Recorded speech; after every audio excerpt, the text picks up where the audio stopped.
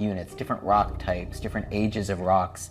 You can see that all of the pink units in here, these represent the very youngest lava flows, mostly, that erupted at the Yellowstone volcano. Most of these are between about 160 and 70,000 years old, and we see that they're covering up this area of the park. It turns out this is the Yellowstone caldera. It starts around here and it moves out into the area over here, and it's about 50 miles long, and it formed when this green material erupted. This is called the Lava Creek Tuff, and the age of this unit, it's found here in the light green and the dark green, also to the south, the age is 640,000 years. This was an enormous eruption, and it spread ash over much of the United States, and a similar eruption to that today would certainly be a big deal. But since this time, there have been about 80 different eruptions at Yellowstone. Some of them are very big. This one is the most recent. 70,000 years old, and it's called the Pitchstone Plateau lava flow. In fact, the size of it is about the size of Washington, D.C., and it's about 100 yards thick in most places. So this is what we're looking at. We can see volcanic rocks everywhere, evidence that this is a really unusual place. It's a massive volcano.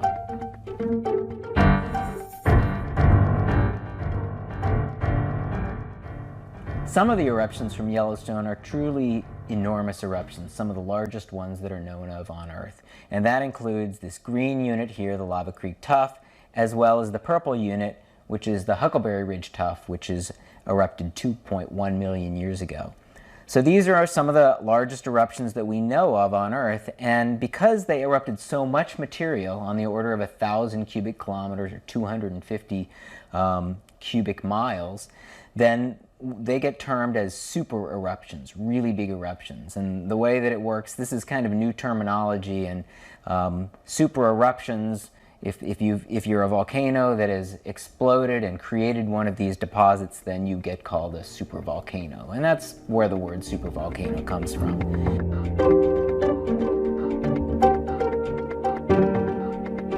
So you have this magma that's beneath the surface, and when it erupts and comes out, there's no longer support for the ground surface up here.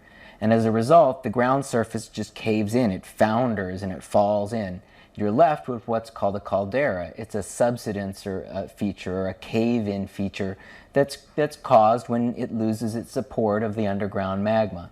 As a result, when it first formed, you had a hole that was on the order of 50 miles long and maybe even 1,000 or 2,000 or 3,000 feet deep in places.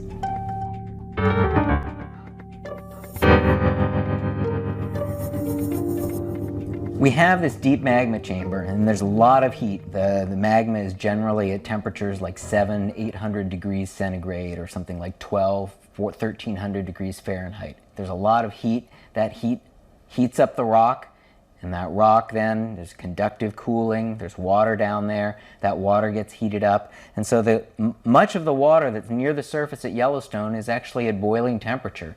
And as you go down, it gets hotter and hotter. So that's creates a pressurized system of a boiling aquifer, of boiling groundwater, and that becomes unstable. It can cause earthquakes, and of course it causes the thermal features that we see everywhere at Yellowstone that make Yellowstone so famous. The geysers, the fumaroles or steam vents, the hot springs that are so beautiful and contain so many different kinds of life and thermophile bacteria. So that's what makes Yellowstone special, and it's pretty much all due to this underground magma system.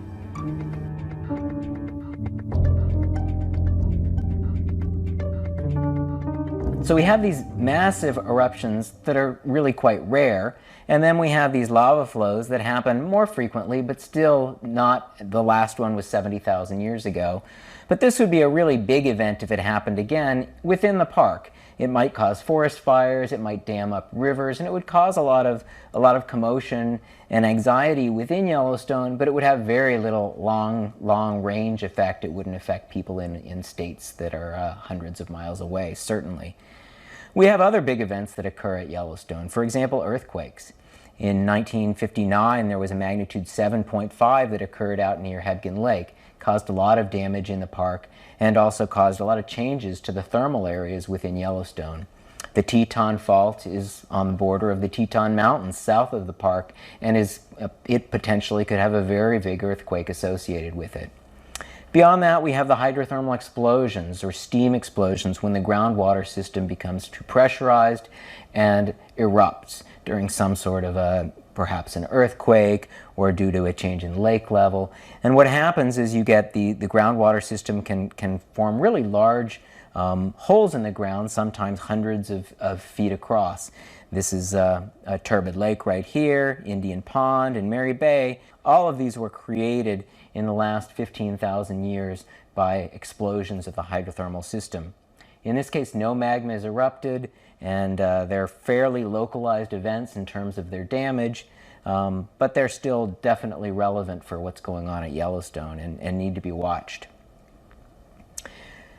Almost every year, somewhere in Yellowstone, there is a small hydrothermal explosion. Sometimes they might only be a couple feet across, but we find evidence for them. Sometimes we see a little bit of smoke coming out or fumes coming out in a place we didn't expect it. Sometimes somebody hears it.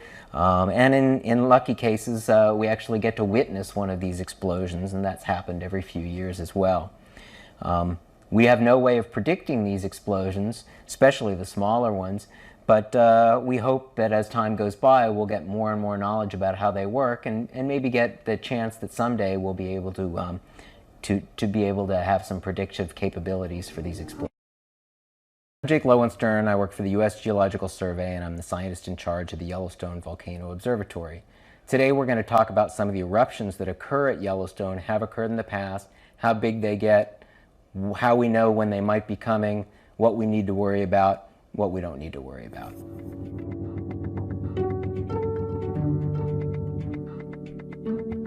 The last one of these mammoth eruptions, so-called super eruption, was 640,000 years ago, and that created this green deposit, the Lava Creek Tuff. There were three of these really large eruptions. There's the Lava Creek Tuff, then there's the Huckleberry Ridge Tuff that's 2.1 million years ago, and then you can just make out down here, this is the Mesa Falls Tuff, and it erupted 1.3 million years ago. It was a bit smaller than the other two eruptions.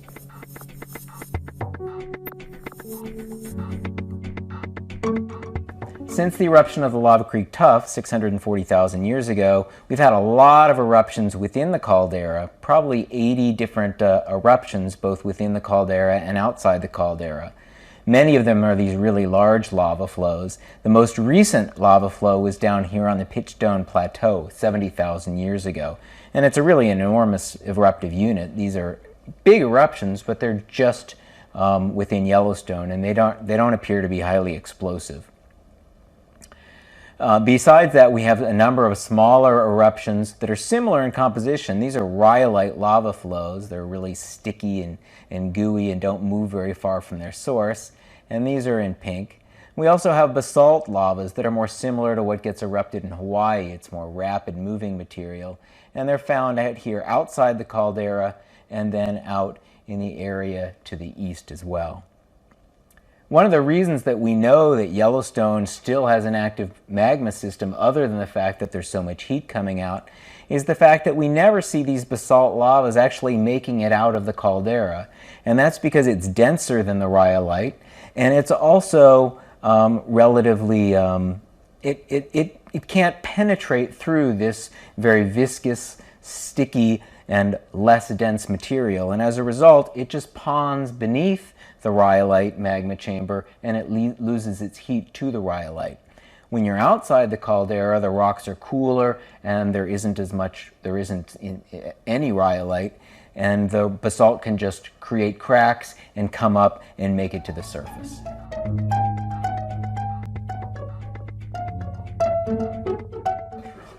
But when you see people claiming it's overdue, usually the numbers they come up with, they say that the last eruption was 640,000 years ago, but that it erupts every 600,000 years, and so therefore it's 40,000 years overdue.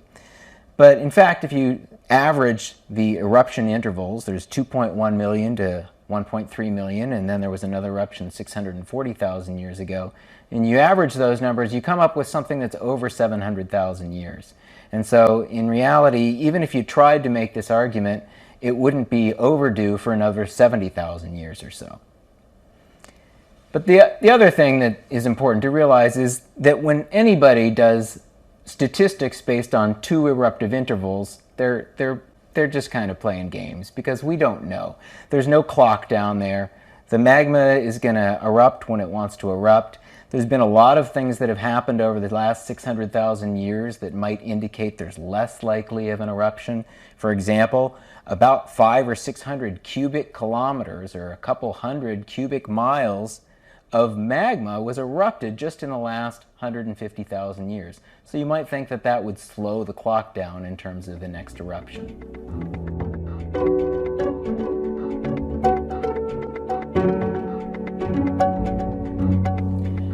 The last piece of evidence we have in terms of the next eruption at Yellowstone is that when scientists or seismologists do tomography, when they, like a CAT scan on a human being, you do a tomographic image using seismic waves.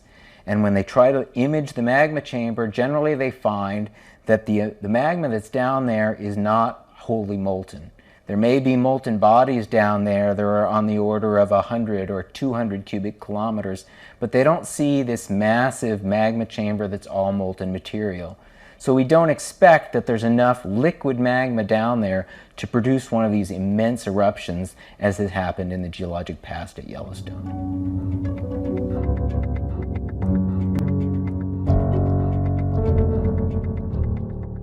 Having said that, we don't know everything. It's possible it will erupt. It's possible it'll have small lava flows. It's possible, but not very likely, that it'll have another massive eruption. Ultimately, this is stuff that's happening 4 or 5 miles beneath us. But everything we know seems to indicate that nothing right now is truly unusual. The kinds of activity we see at Yellowstone is the kind that's been going on for the last 100 years, and from our geologic evidence has gone on for thousands of years before then.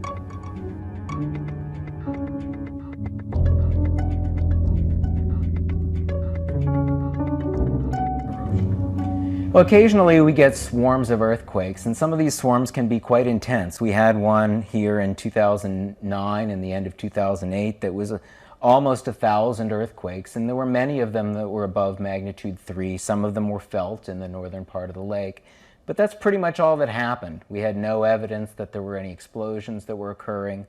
The caldera had been moving up for a period of years. So south of Yellowstone, about 2 hours by car, about 100 miles approximately by car, if you go from the Steamboat Geyser to Hidden Falls Inspiration Point, which is the area that has been indefinitely closed.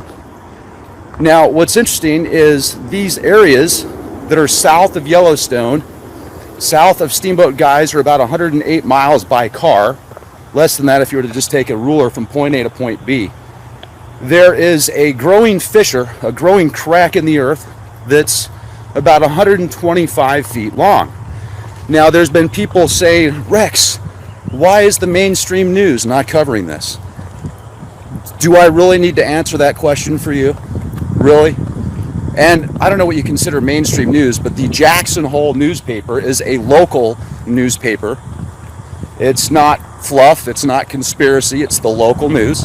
You can go to Jackson Hole newspaper, read all about it. You can also read about it via NPS, the National Park System. You can read all about it there, go directly to their website. They'll tell you about these. Isn't it interesting how the media spins it? I would say maybe not look up fissure unless you type earth fissure first, because do you know what a fissure actually is? Where am I going with this? It seems like even the news is manipulating the narrative to make it less interesting. Does that make sense with these earth changes? Let's see. I'm almost convinced the earth is literally expanding. Literally. And there was somebody that says in the comment section, Rex, you say literally too much? Well, literally, okay?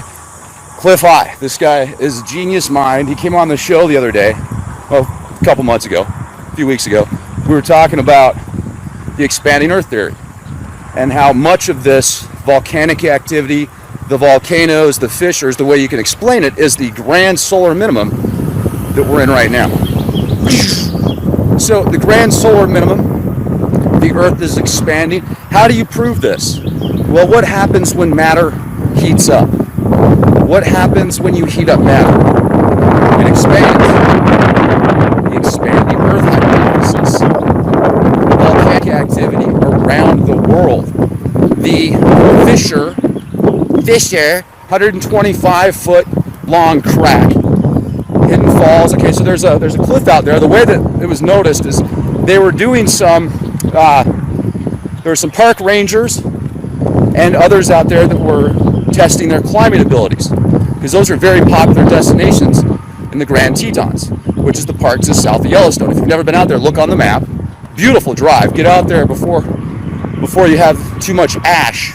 I'm joking. Nothing's going to happen. Go back to sleep, watch your programming, consume the products that the mainstream media offers you.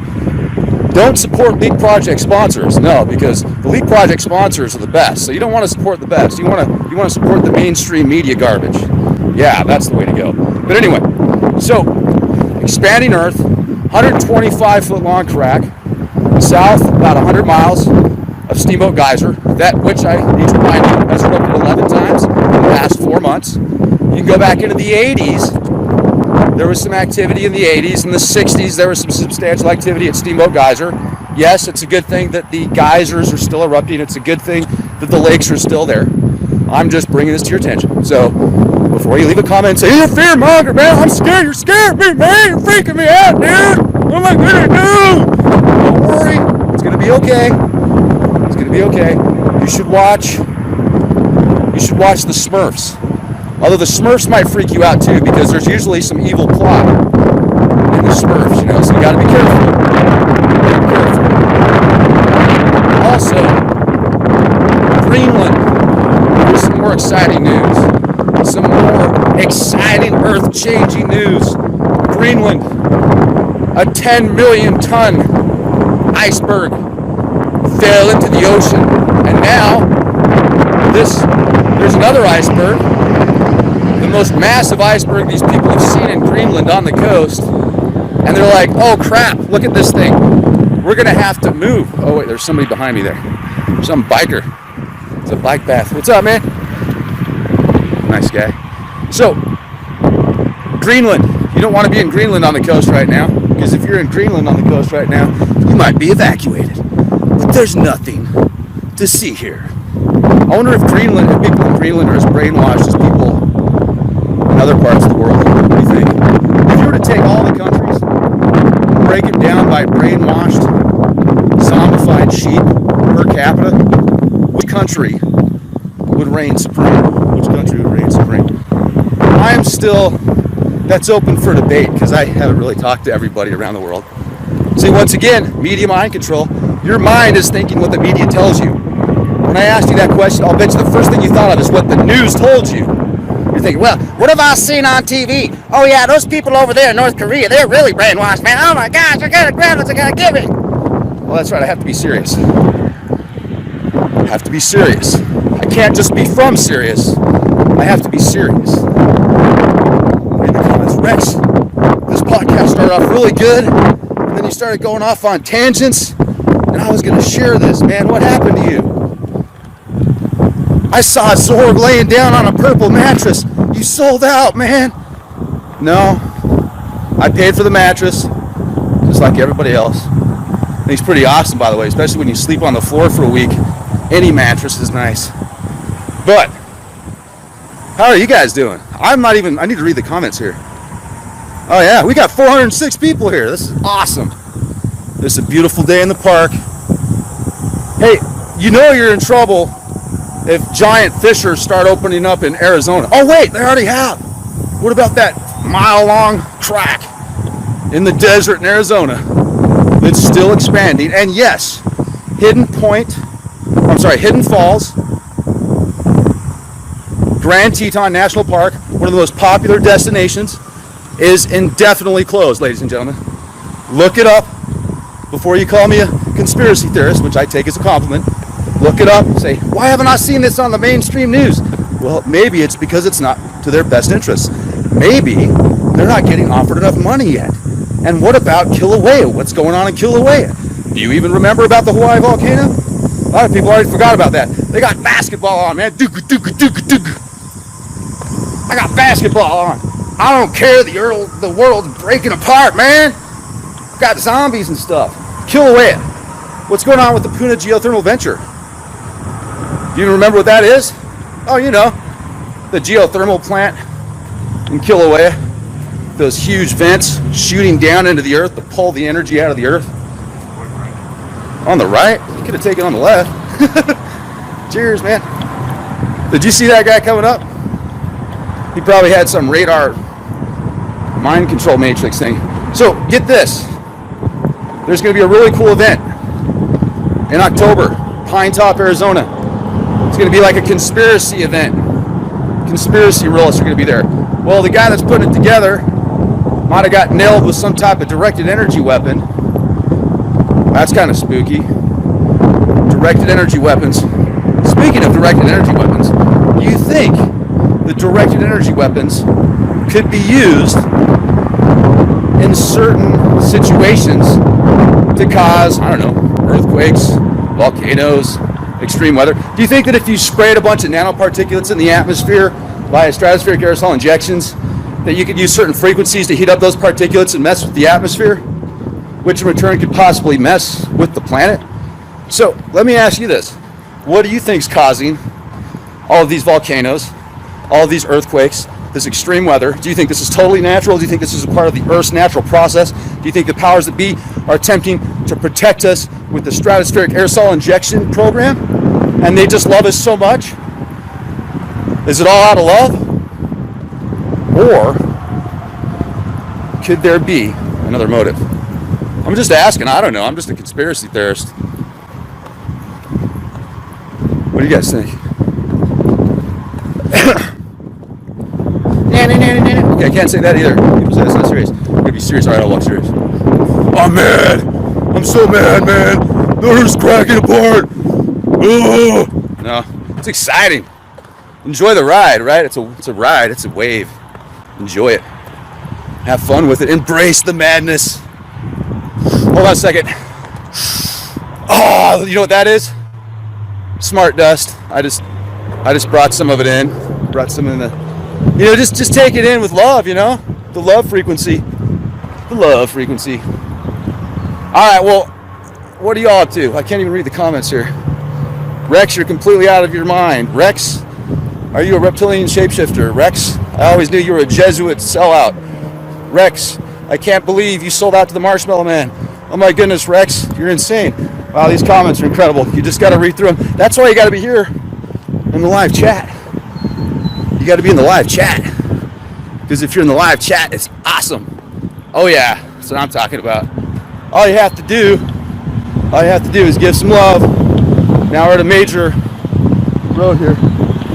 All right.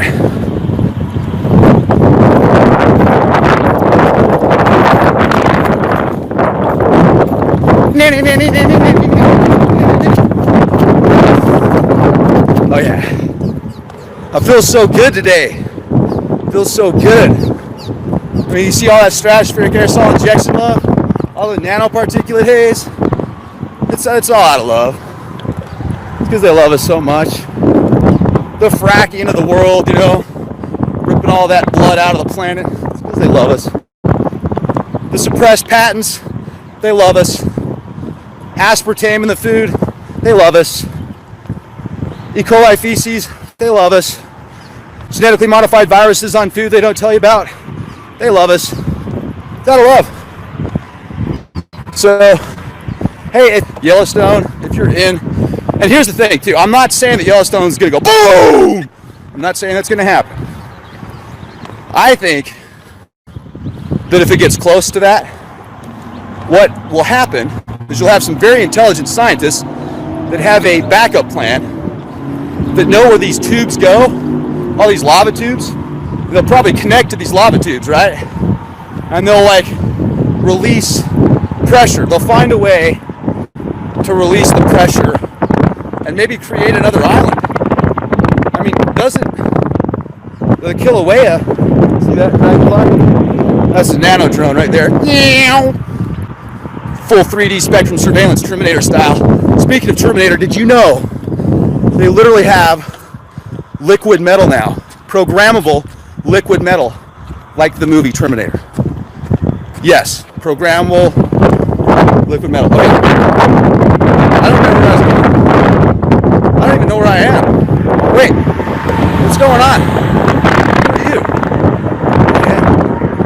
project crew. Awesome. Thank you everybody for watching. I think you're amazing, really, I do. This has just been one heck of a journey, and we're in this together. So with that being said, I think it's about time to call up Marshmallow Man again. Remember Marshmallow Man. Marshmallow Man helped divert Hurricane Irma from completely devastating Florida. We didn't call up Marshmallow Man in time for Puerto Rico. I feel bad about that. Puerto Rico got hammered. If we would have called up Marshmallow Man, made Marshmallow Man before Puerto Rico might not have been without power. So, Marshmallow Man, we need your help, buddy. You know, if Yellowstone gets real gnarly, what we'll have Marshmallow Man do is encapsulate the lava dome with marshmallows. And then what we can do is we can have a big marshmallow fest, s'mores, campfires. It'll be exciting. It'll be a good thing. Now, let me ask you this. Atlantis. Serious question. Marshmallows can be serious too, but this is a serious question. Atlantis. Toba. Now, there's information about Atlantis that what caused Atlantis to fall was a huge, like they had this geothermal plant type deal where they were taking energy, they were pulling energy out of the planet. So they were drilling down as far as they could, and they drilled a bit too far